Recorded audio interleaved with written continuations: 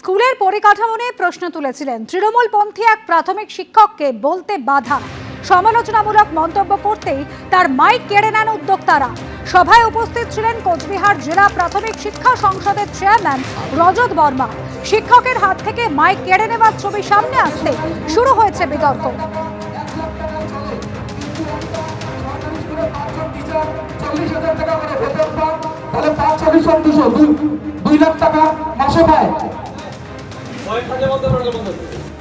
আপনার যদি মূল পয়েন্ট হ্যালো শিক্ষক শিক্ষিকাদের উদ্দেশ্যে বলা যায় আপনারা আপনাদের সমস্যাগুলোর কথা আমাদের চেয়ারম্যানের কাছে তুলে ধরুন। একটা বেসরকারি স্কুল 50,000 টাকা 1 লাখ টাকায় চলে, কিন্তু একটা সরকারি স্কুলে 5 জন টিচার 40,000 টাকা করে বেতন পান, তাহলে 5 লাখ টাকা মাসে পায়। আপনার যদি মূল পয়েন্ট হ্যালো শিক্ষক শিক্ষিকাদের উদ্দেশ্যে বলা যায় আপনারা আপনাদের সমস্যাগুলোর কথা আমাদের চেয়ারম্যানের কাছে তুলে ধরুন। একটা বেসরকারি স্কুল 50,000 টাকা 1 লাখ, প্রত্যেকটা স্কুলের সঠিক পরিকাঠামো গভর্নমেন্টকে দেখতে হবে, যেটা মানুষের পক্ষে একটা শুভেন্দু ভট্টাচার্য আমাদের প্রতিনিধি রয়েছেন আমাদের সঙ্গে টেলিফোন লাইনে। শুভেন্দু, কি এমন বলেছিলেন ওই প্রাথমিক শিক্ষক যার জন্য তার হাত থেকে এভাবে মাইক কেড়ে নেওয়া হলো?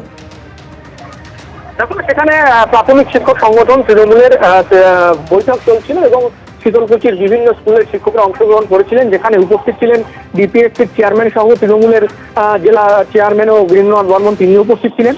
সেখানে বিভিন্ন শিক্ষকদের বলতে দেওয়া হয়েছে তাদের সমস্যা নিয়ে। সেখানে এক শিক্ষক ইয়াসিন মিয়া তিনি বলতে শুরু করেন এবং তিনি বলেন যে বিভিন্ন স্কুলগুলোর পরিকাঠামো সংক্রান্ত সমস্যা নিয়ে বলেন এবং স্কুলে যারা শিক্ষক তাদেরও ইচ্ছা নিয়ে বলেন এবং প্রাথমিক বিদ্যালয়ের পাশাপাশি বেসরকারি বিদ্যালয়গুলি যেভাবে কাজ করছে, ভালোভাবে কাজ করছে, কেন প্রাথমিক শিক্ষা প্রতিষ্ঠানগুলি সরকারি প্রতিষ্ঠানগুলি ভালো মতন কাজ করতে পারছে না, সেই নিয়েও তিনি প্রশ্ন তোলেন।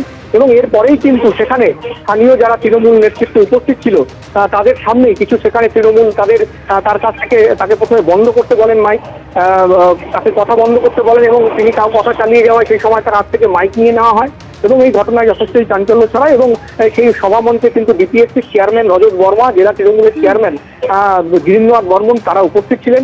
তাদের সামনে এই ঘটনা ঘটে এবং পরবর্তীকালে ডিপিএসসির চেয়ারম্যান যেটা জানিয়েছেন, ওই শিক্ষক শুভেন্দু, ওই তৃণমূল প্রাথমিক শিক্ষক সংগঠনের যে শিক্ষক ছিলেন এবং যিনি কথা বলছিলেন এবং তার হাত থেকে মাইক কেড়ে নেওয়া হয়েছিল, ঠিক কি বলেছেন? মাইক কেড়ে নেওয়া নয়, আমাদের মিটিংটা অনেকক্ষণ হয়ে গেছে। ওনার যে বক্তব্য, সেই বক্তব্য বা ওনার যে রিকোয়ারমেন্ট, সেই জিনিসগুলো না করে উনি যে বক্তব্যগুলো দিচ্ছিলেন সেটা একই জিনিস বারবার বলছিলেন, যার জন্য ওনাকে বলা হলো একটা জায়গা থেকে উনি কথাটা বলুন এবং ওনার কী বক্তব্য একটা জিনিসই বারবার বললে পরে বুঝতেই পারেন, আপনারা নিজেরা শুনেছেন একই জিনিস বারবার ঘুরিয়ে ফিরে চলে, সেটা তো ঠিক নয়। মাইক করার ব্যাপারই নেই, সবাই সীমিত বক্তব্য, 2 লাইনের বক্তব্য বলতে বলা হয়েছে। সেখানে উনি অনেকক্ষণ ধরে বলছিলেন, ব্যাপার না, উনি আমাদের সংগঠনেরই শিক্ষক, উনি হয়তো বুঝতে পারেননি। উনি ওনার ভাব অনেকদিন পরে বসলে যেটা হয়, ওনার ভাবাবেগ থেকে উনি আরও বলতে চাইছেন, কতদিন বলবেন সেই চিন্তা করছিলেন, কিন্তু আমাদের সময় সীমিত হওয়ার জন্য ওনাকে বলা হয়েছে যে আপনার যে পয়েন্ট, সেই 2টো পয়েন্ট বললেই আপনি সীমিত হন। ঠিক আছে।